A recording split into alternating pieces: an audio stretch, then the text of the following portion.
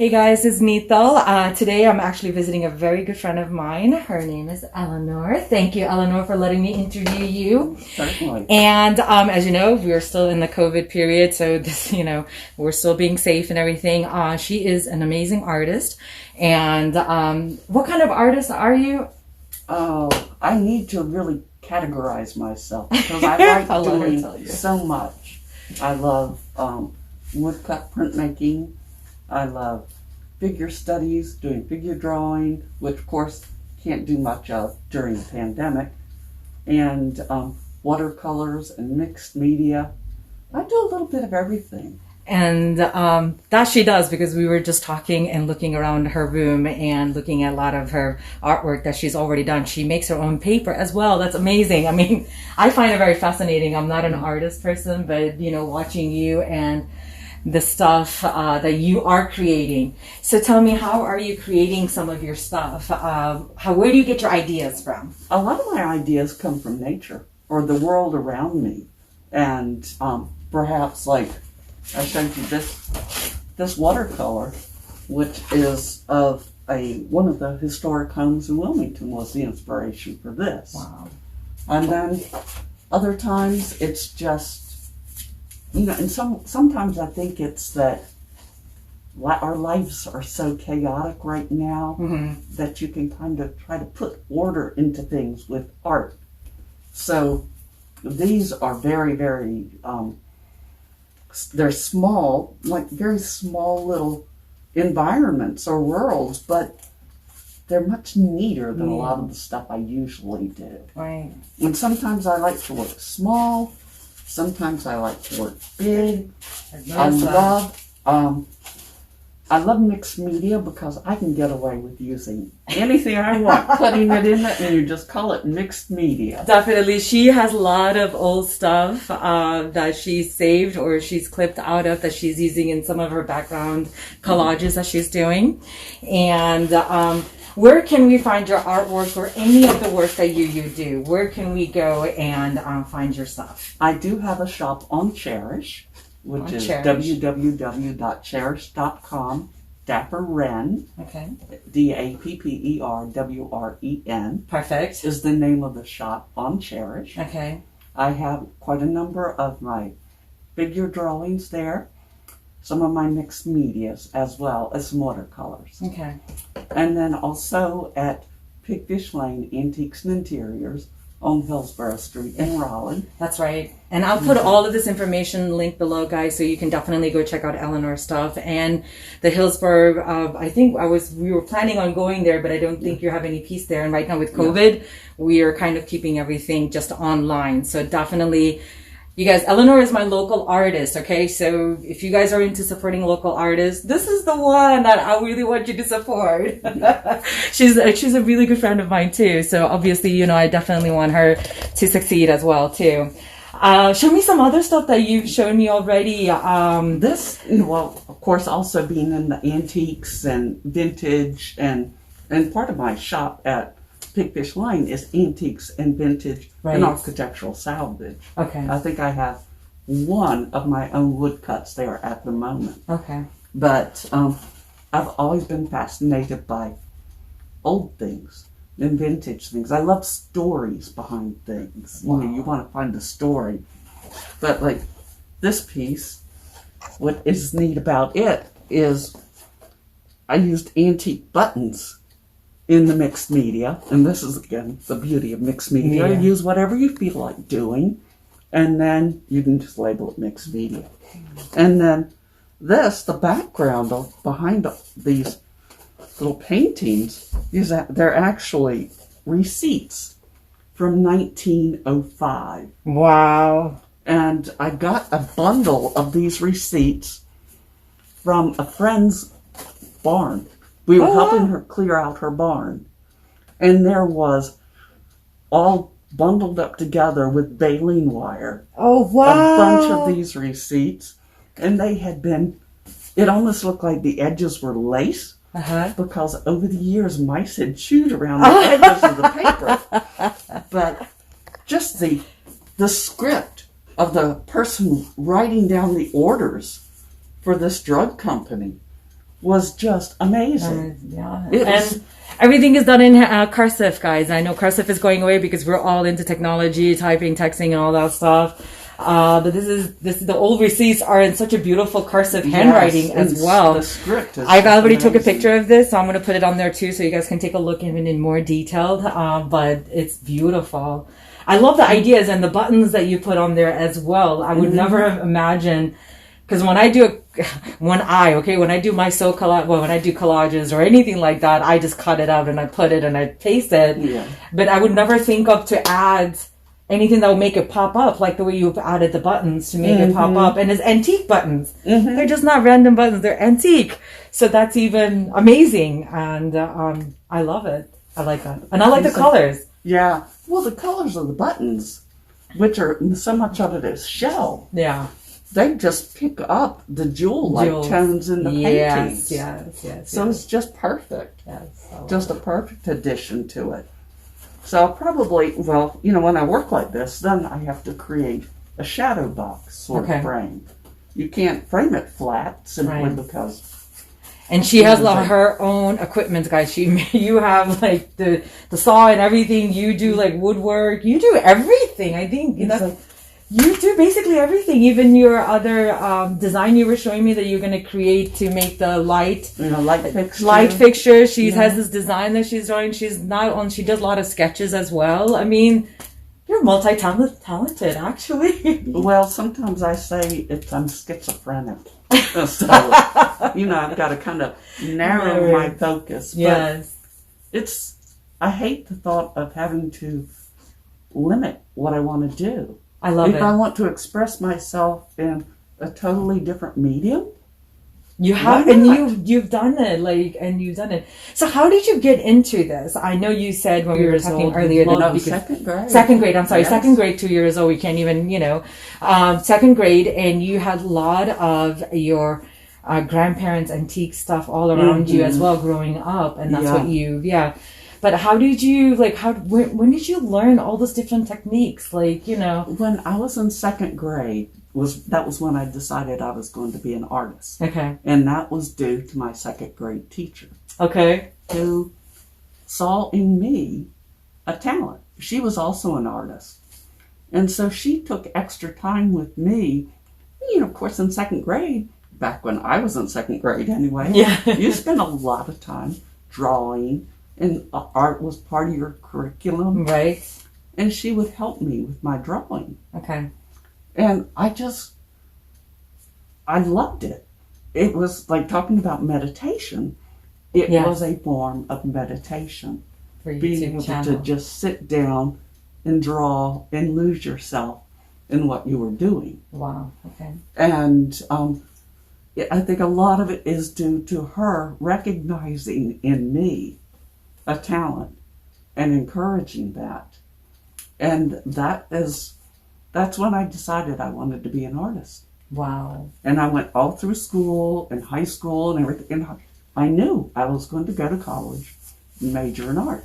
Yeah. Which I did. And what college did you go to? I went to East Carolina. East Carolina, you majored in art. Perfect. And then when did you start because you're retired now. So, so this is your full-time fun. Yes. And so this is where you decided that, okay, now I'm ready to grow my business, to be an independent business, like artist, be an artist, and to do that. So,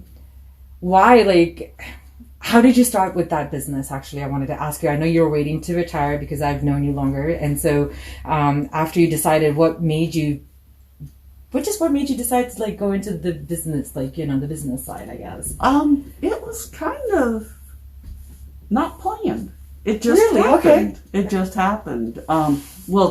Doing the art has always been a plan. Okay. That was always the whole reason for retiring early. Okay. Was to be able to spend time in my studio and focus on my studio work. Okay.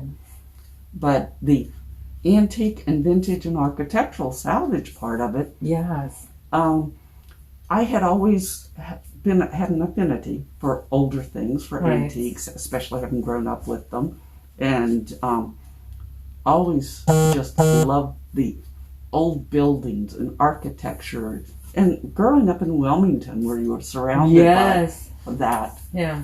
was really played into it.